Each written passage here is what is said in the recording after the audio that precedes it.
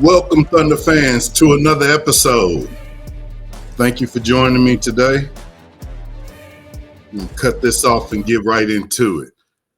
It's an amazing game. Amazing game. One question before I get started. Here we go. What happens when you get two MVPs, go head-to-head in a must-win Game 5? You get one of the most intense playoff battles of this year. And we're going to break it down here today on this program. Just like I said before, welcome to Rumbling with the Thunder. I'm your host, Big Lance. If you haven't yet, please hit like up, subscribe, tell a friend to tell a friend. Hit me in the comments. Let me know what you guys are thinking, how you guys are feeling. Like, I want to get some feedback. I want to talk that Thunder ball, man. Let's get into this program. Last night, Game 5, Western Conference semifinals. Both teams needed this. Both teams were hungry for it, and you saw it. You saw the intensity early on. You know how it goes in Paycom, man. You know how we roll. It's high energy. Loud City, that's what they call it. The series is 2-2. This was a pivotal matchup for both teams. Seriously. This game right here was almost a must-win. It was almost a must-win for both teams. If Denver goes up 3-2 and we head to Denver for Game 6, man, I don't know if we'd be able to pull that off. So with that being said, both teams' playoffs faith was in the hands of each other in Game 5. I'm going to hop into this action, and we're going to talk about how we managed to pull off this thrilling victory. Let's get into it. First quarter. Nice and smooth. First quarter. We come out, we hit our first shot, which was great because now the game doesn't look like Game 4 where all these millionaires on this court couldn't buy a bucket in Game 4. Didn't want that. Just like I said before, the energy was electric, and we came out firing. Jumpers was falling. We jumped out to a 12-2 lead, and I really was sitting back like I am now. I really thought that we may run off with this game. I was hyped, crowd was hyped, and I definitely thought that this was about to be the makings of a blowout. Denver calls a timeout. That timeout, I don't know what was said, but they came out that timeout and truly respond in championship form like Denver Nuggets are supposed to do. They started off the game going 1 for 9. Their only bucket was a Jokic tip-in. But just like I said, not long after that timeout, they went on their run. Jokic racked up 9 points, 5 rebounds, and he was bullying us down low. And it really scared me. It scared me because I was like, oh no, Joker's about to have one of those games. Are we going to be able to withstand him going crazy on us in Game 5? So going from hitting this 1 of 9 with just a Jokic putback, they come down and they go crazy. They go on their own run. Getting back in the game, the first quarter ended out with a 28-27, and everybody was looking like this was going to be a battle from beginning to end. J-Dub also looked sharp in the first quarter. Through the second and third, he kind of faded to me. But that first quarter, he ended up with 9 points and 3 rebounds. That second quarter, momentum swing and adjustments, you could tell everybody was doing everything in their power to get this win. Just like I said, we went on the first run, momentum shifted, Denver went on their run, going on an 11-0 run and flipping the script and taking an 11-point lead. Big. I also want to talk to you guys. Everybody has had a so-called stopper. You got a Kobe stopper. You got an MJ stopper, I guess. I don't know. I guess it was Gary Payton. The Oklahoma City have their own stopper. His name is Jalen Williams, and for the life of me, I have no idea why this guy can't get a larger role, especially in this series, especially because you're showing that you can slow Jokic down. I don't know what he's doing to him. I don't know if Jokic don't like the way he looks. I don't know whether he's saying something to him. For whatever reason, Jokic struggles with J. Will on him, and it is huge. It's huge. So despite the runs and the questionable decisions on both coaches, especially ours with not playing two bigs, because honestly, I feel like if Aaron Gordon's in the game and Jokic is in the game, we need to at least have Chet J. Will,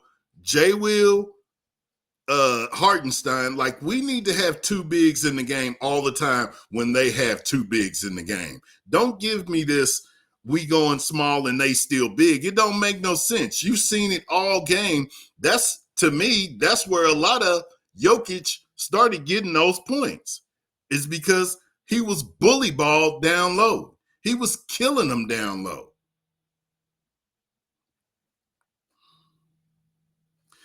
The Thunder crawled back, and before halftime, it was just a 2-point lead, 56-54.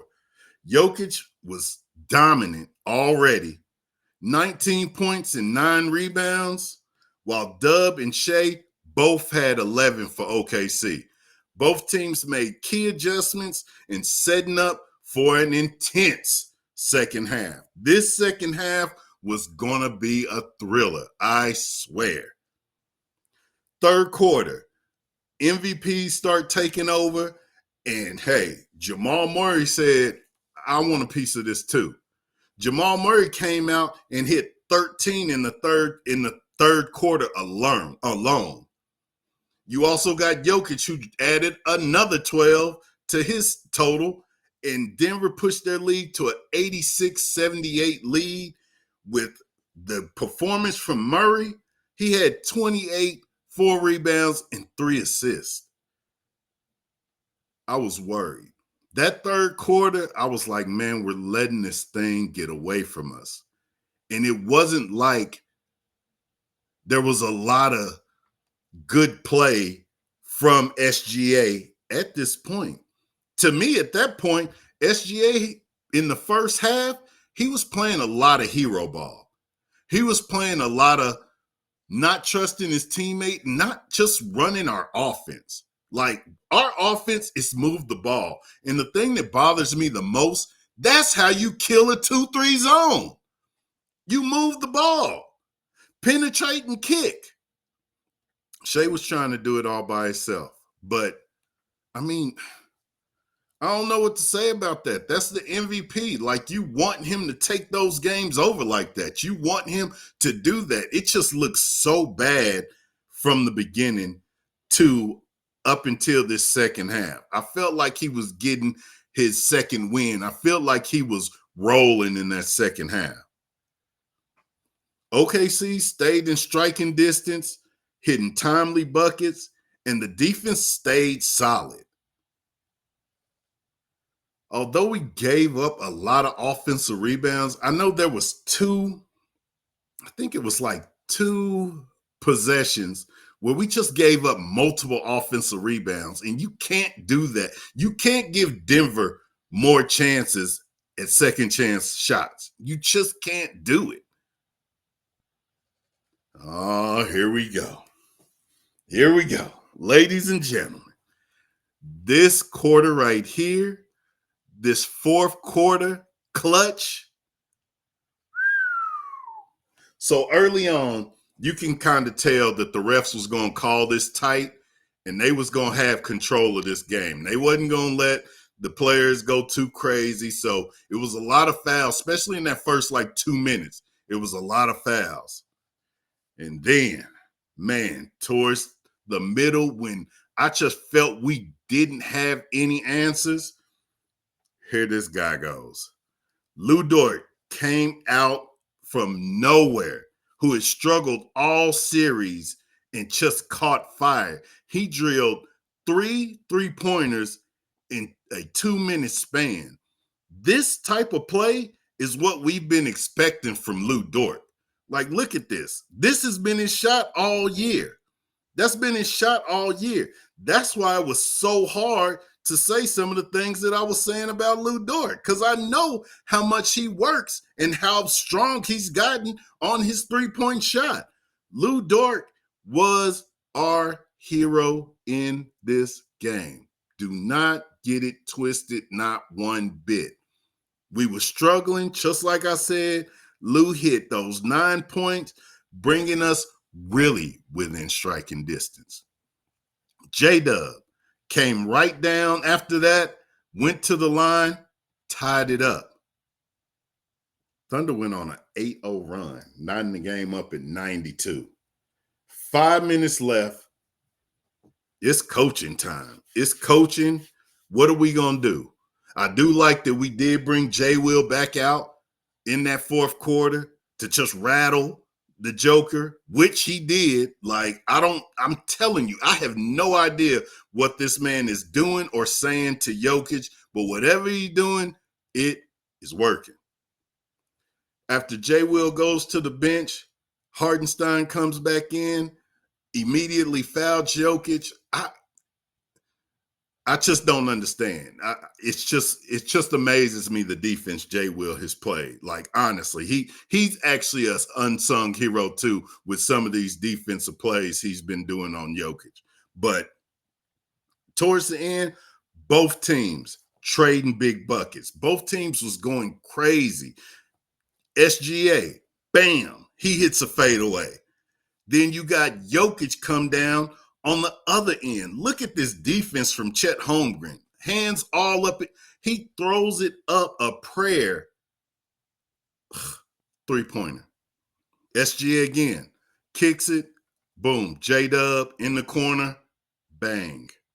Bang. Big time. Those were huge minutes for us. Huge minutes. Huge plays. We went on our run to finish the game, and it was basically curtains. After Shea hit that closing 3, that step to the side, right down the pipe, 3-pointer, it's done deal. Done deal. Jokic, what can I say? After his deep 3, that puts him at 44 points, 15 boards. That was a monster game. Just like I said, these guys played at the end big time. This was a big time game. SGA, just like I said, he hits the 3 to put the cherry on top. Excellent. SGA caps off an MVP performance with 31 points, 6 rebounds, 7 assists, 2 steals, and 2 blocks. The final of this game was 112-105. It showed maturity, resilience, and we're growing right in front of the world. We're literally growing in this series. You take down a championship team like Denver, you may be ready to get one on your own. You may be ready to get one on your own. I just want to highlight before I get out of here, SGA, just like I said, the 31, 6, and 7 assists, big time. J-Dub even had a solid game with 18, 9, and 4. We shot 50% from the field. I know that's not going to be how we shoot in Denver, but it sure did look good at home. And we shot 41% from three. Denver shot 41% from the field, but struggled from deep, shooting 28%. Y'all know my favorite part of the show, the good, the bad, the ugly. Let's hop into it. My good for this show, LUUU Dort's fourth quarter. LUUU Dort, fourth quarter. After a rough series, just to see him step up and hit those massive three-pointers that fueled that comeback, that was all good. Like, LUUU Dort did his thing. I must give my flowers to LUUU Dort because I have been on LUUU Dort because I know the performance he did yesterday. And I was saying, don't put LUUU Dort back in. Please don't put LUUU Dort back in. But that's why Mark Dagnall's the coach, and I'm sitting in here screaming into a mic with 5 people listening and 5 people liking my page. Joking. Thank you for all my viewers. Next, the bad. Jokic absolutely torched OKC. Check these numbers. 44 points. He was nearly unstoppable from everywhere. 15 boards, 5 assists, 17 from 25 for the field, and 5 for 7 from 3. He was absolutely hot. The ugly, at times, honestly, we was playing a lot of hero ball. We was playing a lot of hero ball, and we was just forcing a lot of shots that we just need to play our offense. Just run our offense. Our offense is good enough. Our bench is good enough. Our coaching is good enough. Our team is good enough. We're right there. Folks, we are one game away from the Western Conference Finals. This is where I said we would be. This is my ceiling, the Western Conference Finals. We're one game away. We're one game away, and we can taste it. We can smell it. Let's go down to Denver and take somebody needs to get these 2 games. We had this one. We need to get this next one. 2 games back to back. Has anybody ever got 2 games back to back in this series? We need to be the first. Thank you again for tuning in. Please hit like or subscribe. Hit me in the comments. Let me know what you guys is thinking. Are we going to close it out in 6? Or is this going to 7 and we all going to be you know what? Man, thank you for tuning in. This is Big Lance. Holla at your boy. Peace.